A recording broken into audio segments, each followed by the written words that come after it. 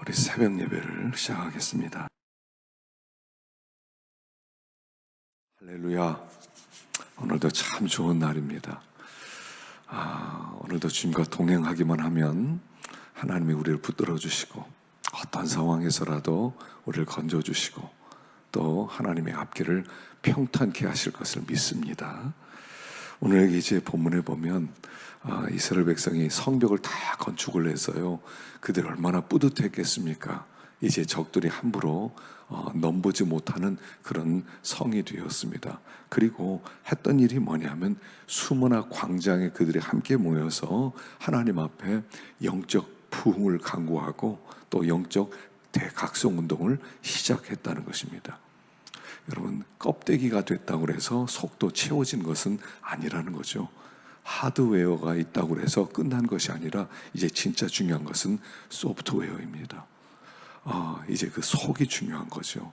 겉으로는 힘을 합쳐서 으쌰으쌰하면서 성벽이 건축되었습니다. 그러나 이제는 그 안에 내용을 채우는 거예요.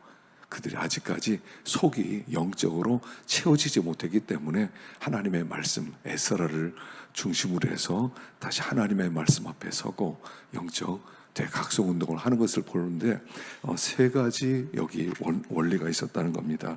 제일 먼저 첫째는 율법책이 있었다는 거예요. 율법책을 가져와라. 그리고 새벽부터 오정 정오까지 남자나 여자나 들을 만한 모든 사람들이 함께 서서 하나님의 말씀을 들었다는 겁니다. 그리고 하나님의 말씀을 들을 뿐 아니라 말씀을 깨닫게 하고 또 가르쳤다는 것입니다.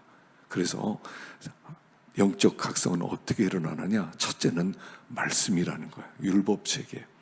다시 한번 하나님의 말씀을 붙들고 하나님의 말씀을 듣고 하나님의 말씀을 깨닫기를 힘쓸 때 거기에는 영적 각성이 시작되고 영적 부흥이 시작된다는 거예요. 우리가 정말 내가 부흥하기를 원합니다. 내가 새로워지기를 원합니다. 그러려면 말씀을 갖고 와요. 다시 말씀을 펴고 말씀 앞에 서고 말씀을 깨닫고 끼를 힘쓰고 그게 영적 각성의 시작이었다는 겁니다. 두 번째는 이 말씀을 듣고 9절에 보니까 다 우는지라 그래요. 다 우는지라. 자, 두 번째는 뭐냐면 말씀을 듣고 보니까 말씀을 진정으로 들으면 무슨 일이 벌어집니까? 회개가 일어난다는 거예요. 말씀 앞에 서면요, 정말 말씀 앞에 내가 어떤 사람이가 서면 말씀 우리를 가르치고 우리를 감동시켜 주는데 내가 하나님 앞에 바로 하지 못했구나. 내가 믿음으로 살지 못했구나. 내가 하나님을 기쁘시게 하지 못했구나. 내가 하나님을 진노하게 하였구나. 그리고 그들이 통곡하게 되는 거예요. 진정한 회개가 시작된다는 거죠. 그 회개는 회개해야 되겠다 하는 게 아니라 말씀이 우리 속에 들어왔을 때 말씀이 우리 속에서 움직이면서 우리를 심령 골수를 찔러 쪼개는 역사지요. 그게 회개입니다. 그래서 두 번째는 회개가 일어나는 거예요. 근데 회개를 하면 하나님께서 위로해 주신다는 사실이에요. 그래서 너희들이 이날은 여호와의 성일이니 기뻐하는 것이 마땅하다. 여호와를 기뻐하는 것이 힘이다 하면서 그들이 진정으로 회개하니까 하나님이 위로해 주시고 기쁨도 주셨다는 거예요. 기쁨은 이렇게 오는 거예요. 기쁨은 내가 기뻐해야지 하는 게 아니라 진정으로 하나님 앞에 돌아섰을 때 마음 가운데 그렇구나. 내가 하나님의 말씀대로 살지 못했다 했을 때 하나님이 그 통회하고 자복하는 자에게 하나님 위로해 주신다. 애통하는 자에게 위로해 주시는 거죠. 그리고 세 번째는 그들이 하나님 앞에 순종하는 것입니다. 그래서 여기 이제 14절에 보면 율법에 기록된 바를 본즉 여호와께서 모세를 통하여 명령하시를 이스라엘 자손이 일곱째 절기에 초막에 거할지니라. 그래서 그들이 이제 초막을 짓고 일주일 동안 마당에서 이제 초막에 거하는 것이죠. 자, 세 번째는 순종하는 생활이에요. 하나님의 말씀을 들었으면 결단을 내리는 거죠. 이 순종은 삶의 적용입니다. 이 말씀을 어떻게 순종하지? 우리가 정말로 아침에 큐티를 하고 정말로 맥체인 성경 읽기를 하면 어떤 일이 벌어지냐면 이 말씀을 통해서 오늘 나는 어떻게 순종할 것인가가 나와야 돼요. 무엇을 순종할 것인가? 그냥 듣고 은혜스럽네, 좋았어, 이렇게 끝나는 게 아니라 영적 부흥이 일어나려면 율법책 앞에 서야 되고 회개해야 되고 그리고 순종해야 된다. 그러면 나는 오늘 어떻게 말씀을 들을 것인가? 나는 어떻게 회개할 것이고 나는 어떻게 무엇을 순종할 것인가가 딱 나와야 돼요. 그렇게 될 때 변화가 일어나는 거죠.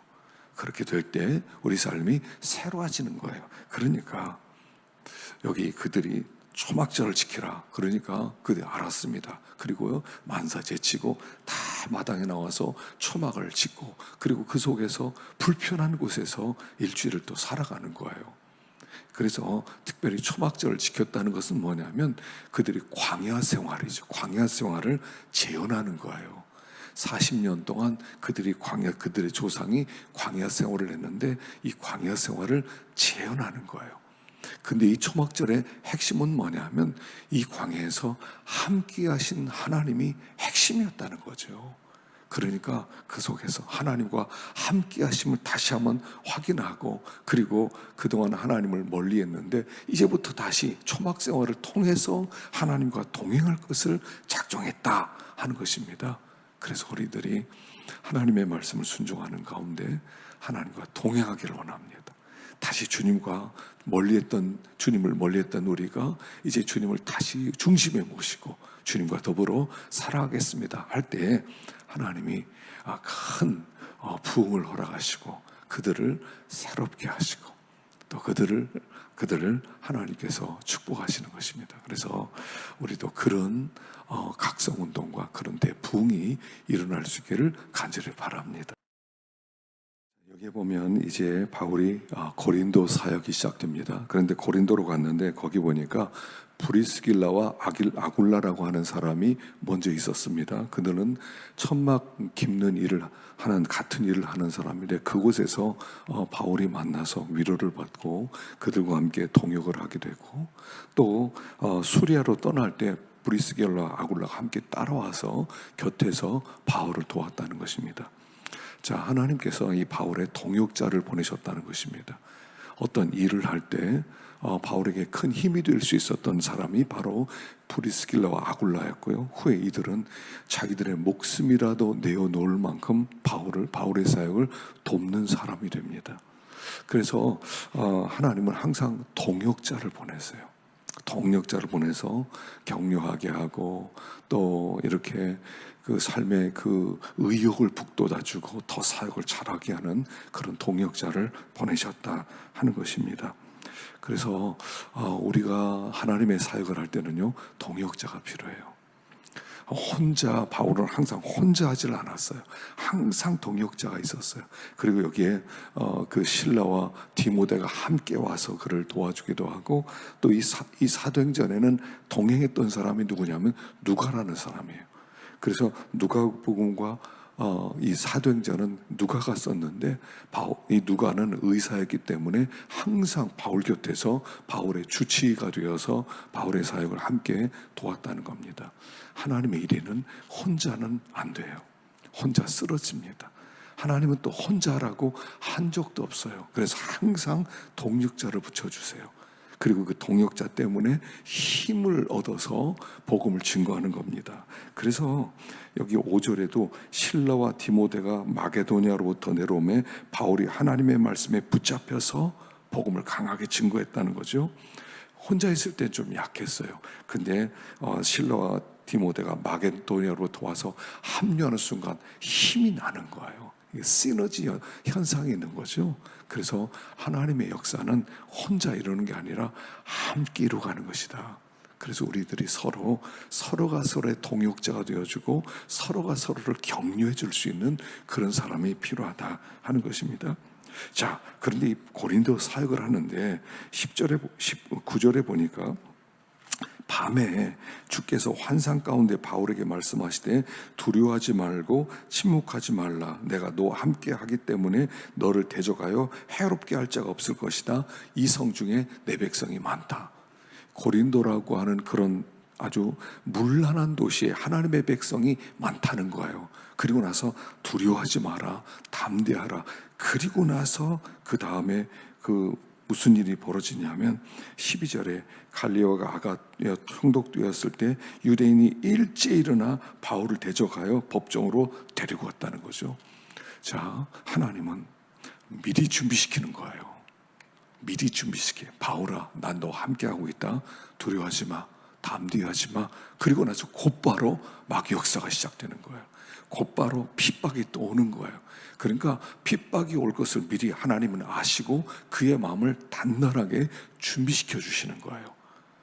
우리가 은혜를 어떤 때는 크게 받아요. 그 은혜 받고 믿음으로 살면 하나님이 복 주시고 하나님 나와 함께 하시구나. 근데 그럴 때는요, 긴장하셔야 돼요. 은혜 받을 땐 긴장해야 돼요.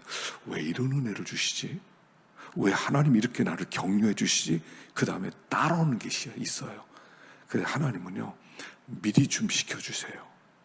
미리 준비시켜 주셔서 우리들로 하여금 흔들리지 않도록, 어떤 이제 너한테 큰 시험이 올 거다 그럴 때는요, 더블의 은혜를 베풀어 주세요. 그러니까 더블의 은혜 받을 때는 큰 은혜 받았어 하고 그냥 그것을 흘러보내서는 안 돼요. 하나님이 나에게 이런 은혜를 베풀어 주신 거 보니까 무슨 어려운 일이 있을 수 있겠다, 대적이 있을 수 있겠다, 마음을 탁 다잡아야 돼요. 그리고 탁 무장해야 돼요. 그러면 어떤 일이 딱 벌어져요. 저도 목회하다 보니까 그러더라고요. 막 은혜를 너무 많이 받아요.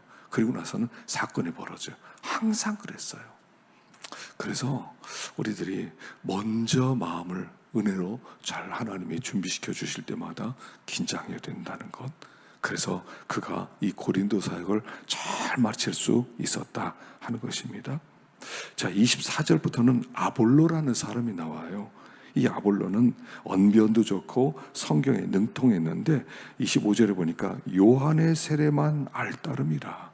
아직 예수가 메시아이고 이 주님의 그 메시아 성령 세례에 대해서 몰랐다는 거예요. 그래서 브리스길라와 아굴라가 그를 데려다가 정확하게 풀어 이르니라. 26절에 하나님의 도를 더 정확하게 풀어 이르더라. 우리가 맹인이 눈 뜨는데 세 가지 과정이 필요하다고 그랬죠. 첫째는 아나블레포, 그 다음에 디아블레포, 그 다음에 엠블레포. 그냥 잘 모르는 상태에서 좀 더 깊이 본질을 알게 되는 상태. 우리가요, 죽을 때까지 엠블레포로 가야 됩니다. 다 됐어 보니까요, 그게 아니더라고요. 저도 어떤 때 은혜 받으면 다 됐어 이런 생각이 드는데 나중에 보면 모르는 게 또 수두룩하게 나와요. 이것도 몰랐었네, 이것도 몰랐었네, 이런 생각이 계속 들어요. 이것도 알아야 되는데 저것도 알아야 되는데. 그래서 자꾸 깨달아야 됩니다. 그래서 어떤 사람이 더 많이 잘 깨달을 수 있냐면 부족함을 아는 사람이 깨달아요. 난 참 부족합니다. 난 모르는 게 많습니다. 하나님 눈 좀 밝혀주세요. 하나님 저 좀 깨닫게 해주세요. 하나님께 자꾸 나오는 사람에게 하나님이 더 알려주세요. 그래서 우리들이 하나님 제가 잘 모릅니다. 항상 겸손한 마음, 하나님 저 잘 모릅니다. 이게 우리 기본 자세여야 돼요. 하나님 전 잘 모릅니다. 저 좀 깨닫게 해주세요. 그래서요, 우리가 말을 참 조심스럽게 하게 됩니다. 겸손한 사람은 말이 겸손해지는 거죠. 그래서 하나님 앞에 하나님 제가 잘 모릅니다. 그렇게 나갈 때 하나님 더 눈을 밝혀주시고 더 좋은 사람을 보내서 또 깨닫게 해주시고, 그래서 엠블레포 본질을 알게 되는 거기까지 가게 되는 것입니다. 오늘도 우리 주님을 바라보는 가운데 승리하는 하루 되기를 축원합니다. 기도하겠습니다.